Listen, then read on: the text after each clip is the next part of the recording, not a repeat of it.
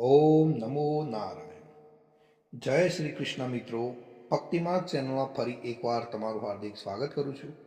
મિત્રો, નારાયણ કવચ અત્યંત પાવન અને શક્તિશાળી સ્તોત્ર છે, જે શ્રીમદ ભાગવત મહાપુરાણમાં છઠ્ઠા સ્કંદના 8મા અધ્યાયમાં આવેલું છે.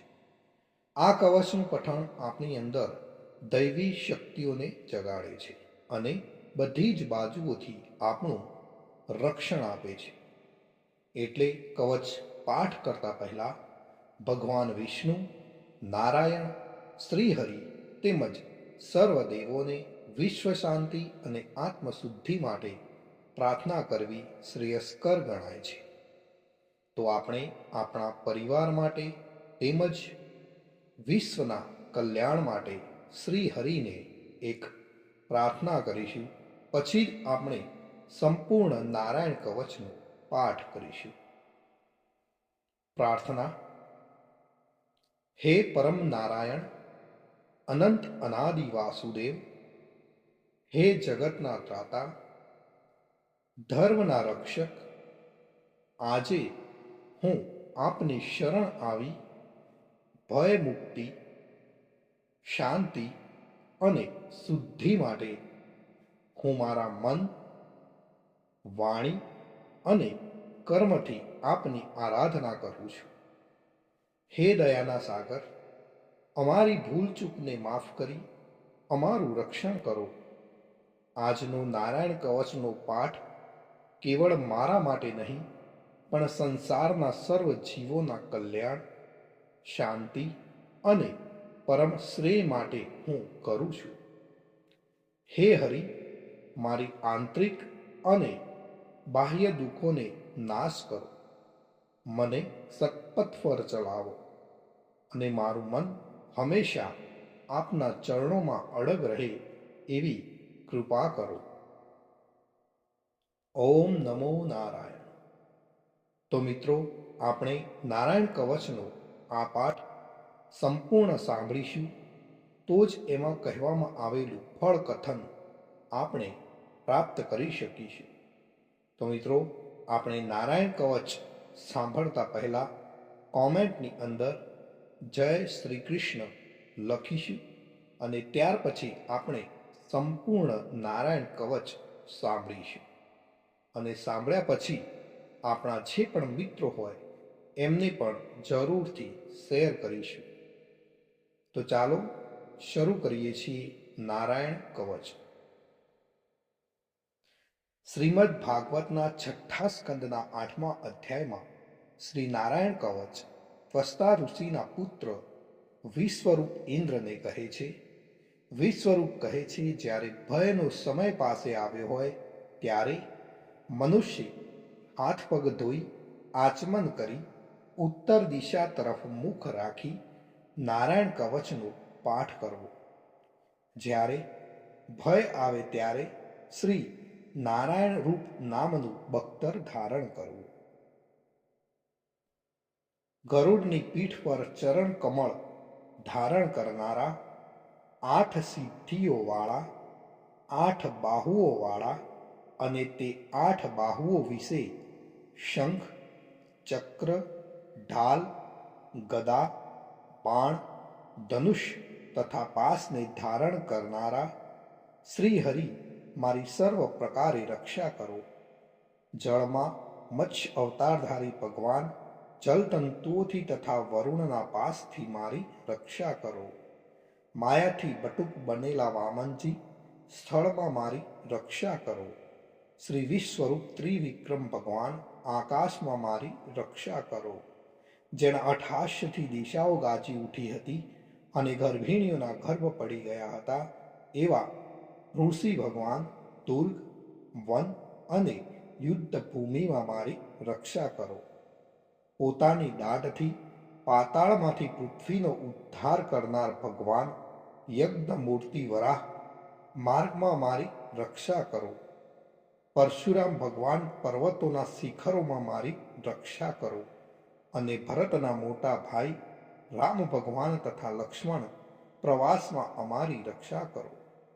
ઉગ્ર ધર્મ અને પ્રમાદથી નારાયણ મારી રક્ષા કરો.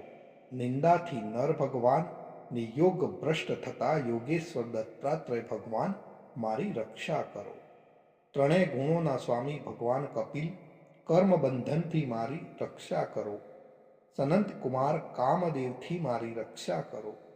હયગ્રીહ ભગવાન રસ્તામાંથી જતા અને દેવોને પ્રણામ ન કરવા રૂપી અપરાધમાંથી મારી રક્ષા કરો. દેવર્ષિ શ્રેષ્ઠ મુનિ નારદ ભગવાન ભગવાનની પૂજામાં જે કોઈ વિઘ્ન નડે તેનાથી મારી રક્ષા કરો. અને કૂર્મ અવતાર શ્રી હરિ સર્વ પ્રકારના નરકમાંથી મારી રક્ષા કરો. અયોગ્ય ખોરાકથી ભગવાન ધન્વંતરી મારી રક્ષા કરો. જીતેન્દ્રિય ભગવાન ઋષભદેવ કામ ક્રોધ આદિના ભયમાંથી મારી રક્ષા કરો. યજ્ઞ અવતારી ભગવાન લોક અપવાદથી મારી રક્ષા કરો. બલભદ્ર ભગવાન મનુષ્ય તરફથી થનારા ઉપદ્રવોમાંથી મારી રક્ષા કરો. અને ક્રોધાવેશ સર્પગણોથી શેષ ભગવાન મારી રક્ષા કરો. ભગવાન વેદવ્યાસ અજ્ઞાનથી મારી રક્ષા કરો. આ પાખંડીઓના ટોળામાંથી ભગવાન બુદ્ધ મારી રક્ષા કરો. ધર્મની રક્ષા કરવા માટે અવતાર લેનાર ભગવાન કલ્કી કાળના મળરૂપ આ કળિયુગથી મારી રક્ષા કરો. હે કેશવ ભગવાન પ્રભાતમાં ગદાથી મારી રક્ષા કરો. હે વેણુધર ભગવાન ગોવિંદ આ સંકટ કાળમાં મારી રક્ષા કરો. ઉદાત શક્તિ નારાયણ ભગવાન પ્રાહન કાળમાં મારી રક્ષા કરો. અને ચક્રધારી ભગવાન વિષ્ણુ મધ્યાહન કાળમાં મારી રક્ષા કરો. મધુ દૈત્યને મારનાર ઉગ્ર ધનુર્ધારી ભગવાન વિષ્ણુ ત્રીજા પહોરમાં મારી રક્ષા કરો. બ્રહ્મા વિષ્ણુ અને રુદ્ર એ ત્રણ મૂર્તિવાળા ભગવાન માધવ સાય કાળમાં મારી રક્ષા કરો. ઇન્દ્રિયોના સ્વામી ઋષિકેશ ભગવાન પ્રદોષ કાળમાં મારી રક્ષા કરો. પદ્મનાભ ભગવાન કેવળ એક અર્ધ રાતથી પહેલાના કાળમાં અને અર્ધ રાતે મારી રક્ષા કરો. શ્રી વત્સ ચિહ્નધારી ભગવાન એવા ઈશ શ્રી વિષ્ણુ પાછલી રાતે મારી રક્ષા કરો. તલવારધારી ભગવાન જનાર્દન મળસકામાં મારી રક્ષા કરો. દામોદર ભગવાન સંપૂર્ણ સંધ્યાઓમાં મારી રક્ષા કરો. કાળમૂર્તિ ભગવાન વિશ્વેશ્વર સૂર્યોદય પહેલાના કાળમાં મારી રક્ષા કરો. હે પ્રલય સમયના અગ્નિ જેવી તીક્ષ્ણ ધારવાળા ચક્ર વાયુવાળા અગ્નિથી જેમ સૂકું ઘાસ બળીને ભસ્મ થાય તેમ અમારી શત્રુ સેનાને ભસ્મ કરો. હે વ્રજના જેવા તીક્ષ્ણ સ્પર્શવાળા તણખાઓથી ભરેલી ગદા તમે ભગવાનને પ્રિય છો. તમે કુષ્માંડ યક્ષ રાક્ષસ ભૂત તથા ગ્રહોનો ભૂક્કો કરી નાખો તથા મારા શત્રુઓના ચૂરે ચૂરા કરી નાખો. હે પંચજન્ય શંખરાજ શ્રી કૃષ્ણ ભગવાન તમને ફૂંકીને ભયંકર શબ્દ કરે છે અને તેનાથી શત્રુઓના હૃદય કંપે છે. હે પંચજન્ય શંખરાજ તમે રાક્ષસો પ્રમથો પ્રેતગણ માતૃગાગણ પિશાચ બ્રહ્મ રાક્ષસ તથા બીજા ઘોર દ્રષ્ટિવાળાને નસાડી મૂકો. હે તીક્ષ્ણ ધારવાળી તલવાર તમે ભગવાનના હસ્ત દ્વારા પ્રેરાઈને મારા શત્રુઓના સૈન્યને કાપી નાખો.